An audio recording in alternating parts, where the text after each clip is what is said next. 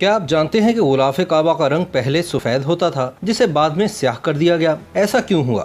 آئیے جانتے ہیں۔ 9ویں ہجری میں فتح مکہ کے بعد نبی آخر الزمان حضرت محمد صلی اللہ علیہ وآلہ وسلم نے حجۃ الوداع کے موقع پر کعبہ پر یمنی کپڑے سے تیار کیا گیا غلاف چڑھایا تھا۔ حضور صلی اللہ علیہ وآلہ وسلم اور ان کے صحابہ کی سنت پر عمل کرتے ہوئے 9 ذی الحج کو قصوہ یعنی غلاف کعبہ تبدیل کیا جاتا ہے۔ وقوف عرفہ کے بعد سال میں ایک بار غلاف کعبہ تبدیل کیا جاتا ہے اور اگلے روز عید الاضحیٰ منائی جاتی ہے۔ بہت کم لوگ جانتے ہیں کہ غلاف کعبہ کا رنگ مختلف ادوار میں تبدیل کیا جاتا رہا ہے۔ حضور خاتم النبیین صلی اللہ علیہ وآلہ وسلم نے غلاف کعبہ کے لیے سفید اور سرخ دھاریوں کا یمنی کپڑا استعمال کیا تھا۔ عباسی دور میں غلاف کعبہ کے لیے ایک بار سرخ اور ایک بار سفید کپڑے کا استعمال کیا گیا، تاہم سلجوقی سلطان نے غلاف کعبہ زرد رنگ کے کمخاب سے بنوایا۔ عباسی خلیفہ الناصر نے پہلے سبز اور پھر سیاہ کمخاب کے ساتھ غلاف کعبہ تبدیل کیا۔ عباسی دور میں غلاف کعبہ کے لیے سیاہ رنگ کو حتمی طور پر منتخب کیا گیا اور یہی سیاہ رنگ آج تک چلا آ رہا ہے۔ مختلف ادوار میں غلاف کعبہ کا رنگ تبدیل کیے جانے کے حوالے سے مورخین کا کہنا ہے کہ سفید ایک اجلا رنگ ہے، لیکن یہ دیر پا نہیں۔ حاجیوں کے چھونے کی وجہ سے یہ اکثر میلا ہو جاتا تھا، یہ زیادہ دیر تک نہیں چل سکتا تھا، اس لیے اسے سیاہ اور سفید کمخاب اور شملہ کے ساتھ تبدیل کیا گیا جو عرب خیموں کے لیے استعمال کیا جاتا تھا۔ مورخین کے مطابق وقت گزرنے کے ساتھ ساتھ غلاف کعبہ کا ارتقاء ہوتا رہا اور اسے سرخ کمخاب اور مصری کپڑے کے ساتھ تبدیل کیا گیا۔ اسی طرح ایک خاص قسم کا چمڑا اور کچھ سخت قسم کے کپڑے بھی اس مقصد کے لیے استعمال ہوئے۔ خلافت راشدہ، اموی اور عباسی ادوار میں جب بھی کپڑا دستیاب ہوتا، غلاف کعبہ وقتاً فوقتاً تبدیل ہوتا رہا۔ عباسی دور کے آخر میں غلاف کعبہ کے لیے سیاہ رنگ کو حتمی طور پر منتخب کیا گیا جو دیر پا تھا اور مختلف ثقافتوں سے تعلق رکھنے والے حاجیوں، زائرین اور لوگوں کی طرف سے چھوئے جانے کو برداشت کر سکتا تھا۔ تاریخی کتب میں دستیاب معلومات کے مطابق یمن کے بادشاہ طبع العمیری وہ پہلی شخصیت تھے جنہوں نے خانہ کعبہ پر غلاف چڑھایا۔ انہوں نے یہ کام اسلام کے دور سے قبل کیا۔ بعد ازاں وہ مکہ المکرمہ آئے اور عتاد کے ساتھ داخل ہوئے۔ بعض تاریخ دانوں نے یہ تذکرہ بھی کیا ہے کہ العمیری نے کعبہ کو پہلے موٹے کپڑے سے، جس کو الخصف کہا جاتا تھا، اور بعد ازاں معافر سے ڈھانپا۔ معافر یمن کے ایک پرانے شہر کا نام تھا جہاں یہ کپڑا تیار ہوتا تھا۔ بعد ازاں غلاف کعبہ کے لیے الوسائل نامی سرخ دھاری دار یمنی کپڑے کا استعمال کیا گیا۔ اس کے بعد انہوں نے الملا استعمال کیا جو ایک نرم اور باریک کپڑا تھا، اس کو ربطہ کے نام سے بھی جانا جاتا تھا۔ اسی طرح بعد ازاں غلاف کعبہ کے لیے الوسائل نامی سرخ دھاری دار یمنی کپڑے کا استعمال کیا گیا۔ العمیری کے جانشینوں نے بھی اس عمل کو اپنا مذہبی فرض اور عزت جانا اور قبل از اسلام دور میں غلاف کعبہ کے لیے چمڑے اور قبطی کپڑے کو استعمال کیا۔ تاریخ دان اس امر کی بھی تصدیق کرتے ہیں کہ اسلام کی آمد کے بعد خانہ کعبہ پر قطبی کپڑے سے بنا ہوا غلاف چڑھایا گیا جو مصر میں تیار ہونے والا ایک باریک سفید کپڑا تھا۔ فتح مکہ کے بعد حضور خاتم النبیین نے مشرکین کے دور میں استعمال ہونے والے غلاف کعبہ کو اس وقت تک نہیں ہٹایا جب تک اس کپڑے میں آگ نہیں لگ گئی۔ آگ تب لگی جب وہاں پر دھونی دی جا رہی تھی۔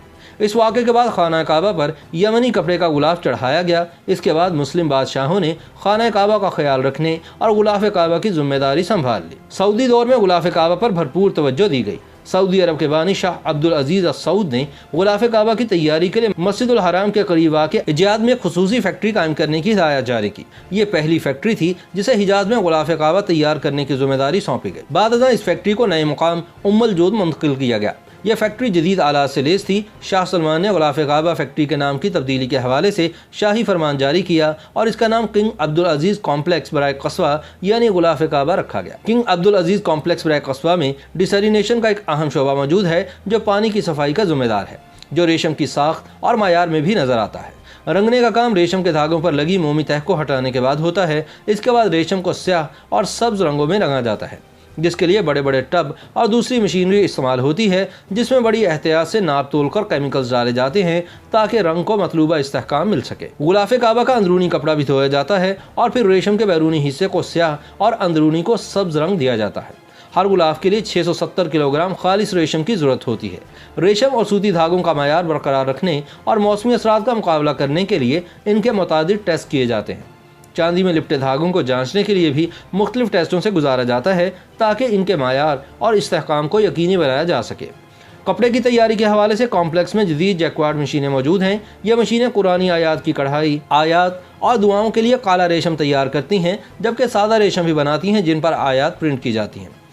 इसी तरह चांदी और सोने के धागों से कशीदा कारी भी की जाती है। ये मशीनें गुलाफ काबा की रिकॉर्ड वक्त में तैयारी के लिए फी मीटर 9,986 धागे इस्तेमाल करती हैं। छपाई के शोबे में पहली ड्राइंग कुरानी आयात और गुलाफ काबा की पट्टी पर इस्लामी डिजाइन होते हैं। यही शोबा मनासिज भी तैयार करता है जो मजबूत लकड़ी से बनी दो अतराफ होती हैं। इनके दरमियान एक सफेद कपड़ा तान दिया जाता है। इसके बाद कस्बा के बलाई हिस्से और पट्टी पर सादा रेशमी कपड़ा डाल दिया जाता है और खाना काबा के दरवाजे के सामने वाली तरफ इन पर छपाई और कढ़ाई की जाती है।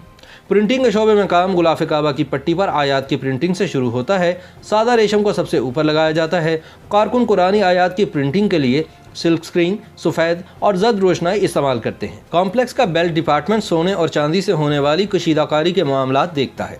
इस अमल में सूती और दूसरे धागों को इस्तेमाल करके कपड़े पर प्रिंटिंग की जाती है। ये अमल मुख्तलिफ मोटाई के सूती धागों को दूसरे धागों पर रखकर किया जाता है और स्याह रंग के कपड़े पर डिज़ाइन बनाए जाते हैं। इस दौरान कारकुन मुसलसल मुतहरिक रहते हैं और ज़रूरी टांके लगाते हैं। इसके बाद कारीगर सोने का पानी चढ़ी चांदी की तार से भराई और गुंबदों की सिलाई शुरू करते हैं। काबे की पट्टी के लिए कपड़े के 16 टुकड़े तैयार किए जाते हैं जिन पर कुरानी आयात लिखी होती हैं। मुख्तलिफ लंबाई चौड़ाई के 6 टुकड़े पट्टी के नीचे, 4 मजबूत टुकड़े काबे के कोनों के लिए बनते हैं।